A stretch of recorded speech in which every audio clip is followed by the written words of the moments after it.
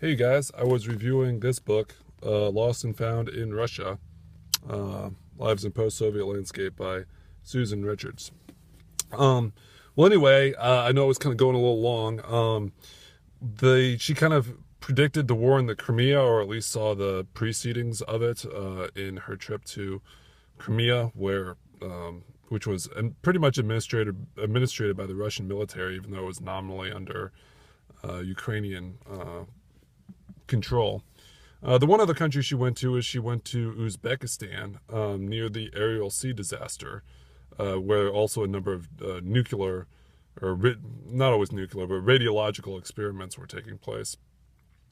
The Soviets pulled all that out, and the Uzbek government, kind of not really sowing their oats yet, being only a couple years old, were really paranoid about people coming in. So she actually snuck in, particularly to a closed town that was in the Ariel Sea disaster area. I mean, the Uzbek government really didn't care about like their capital city, but if you don't know what the Ariel Sea disaster is, it's essentially the Ariel Sea is fed by two rivers, the Sardara and the Amudara, which I might be pronouncing that wrong, maybe completely wrong.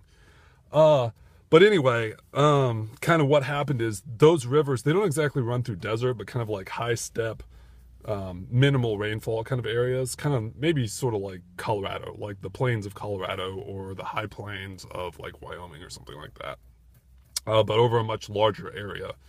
The Soviets, in all their wisdom, saw all the uh, river runoff that was coming off these two rivers and going into the Ariel Sea, and decided to, during one of their massive programs in the I think 60s or 70s, to create great cotton fields that were completely irrigated.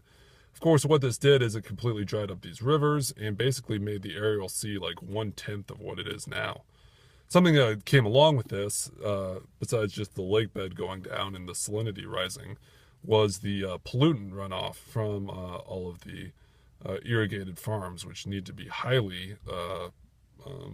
numbers of pesticides and fertilizers and all that kind of stuff to grow in the desert. Um, and so this area had become very polluted and was kind of shut off to Westerners. The fact that Anna Richards, or Susan Richards, Anna's the character that she went with, the journalist that I mentioned earlier, Anna and Susan went together. Um, the fact that she took this gamble was quite a gamble to say the least, but she really kind of made the most of it by seeing the depravity in the area, but also along with a number of other areas of Russia. Now Uzbekistan is in Russia, or I should say ex-Soviet Empire, um, or ex-Soviet republics. Uh, Large numbers of conspiracies. The ideas that aliens visited the area was taken by not just kind of quacks, but people within the city government. Of course, there was also the one city government engineer that was cynical of the entire thing and thought he was surrounded by a bunch of quacks, which I would probably take that point of view too. Though in the United States, I've honestly seen more and more people kind of conspiratorial towards aliens are in our presence. You know, maybe I'm an alien. Uh, but what else? But yeah, she basically commented on kind of how that arose, and also kind of how the desert landscape, or the semi-desert landscape, kind of fit the bill, even though she was credulous of whether there were actual aliens. That doesn't seem real.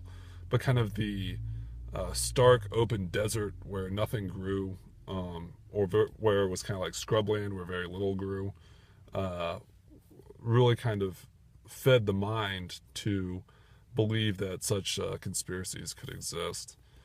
Um, Kind of by the end of the book, things have settled down in Russia. As I mentioned in the first part of this review, each of the individual characters, Anna, Natasha, Ira, Igor, and Misha, which I know, once again, I'm probably getting that wrong, had each kind of found their place in the world. But I think that just kind of happens when you get older anyway. Um, and kind of, I guess that's the same story with Russia, in that things weren't exactly good, just like things weren't good in these individual people's lives.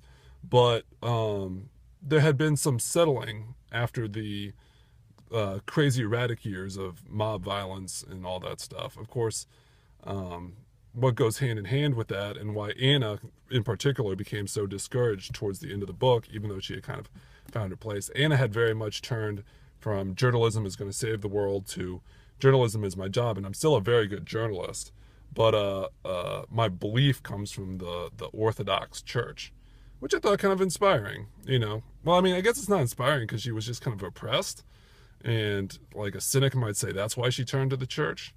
But, you know, it really seemed like she had found happiness in the Orthodox Catholic, or Orthodox. She actually did some Orthodox and some Catholicism, and then eventually decided she was going to become full-time Orthodox. But yeah, kind of like Russia had all the erratic variants that had happened early in Russia had kind of gone away. But what had kind of replaced that was stability, but stability by an authoritarian government. A number of the, you know, press mechanisms, be it the written press or the TV press, had been taken over by Putin, which directly affected these people's lives. I mean, 2 of the 3 of them were in publishing. And by the end of the book, actually, Ira and Igor got into guerrilla publishing. As I said, they could take a little bit more risks than Anna because they knew they had the kind of backing of an ex-bureaucrat that had been high in the system. I mean, not in their personal beliefs, but in just their, you know, ability to survive. Yeah, and Misha and Natasha had become successful entrepreneurs, particularly engaging in a sunflower oil business, which is the most, I believe, it's the most popular kind of oil used in a lot of Russian cuisine. So they had really grown over and largely done it outside of the mob and done it corruption-free, which is, you know, admirable. That's one rare bird right there.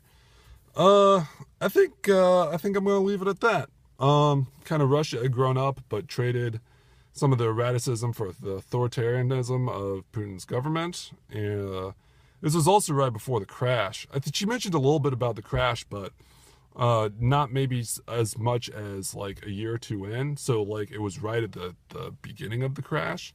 And so there was kind of a little panic in the air, but probably if she had written the book like a year or 2 later, things would have deteriorated again, which is a great way to kind of end a review on Russia, a book on Russia, in that things are good for a while and then they deteriorate. That tends to be the history of Russia and the Russian people. You got the hopes, and then the hopes die. That's a great way to end a review.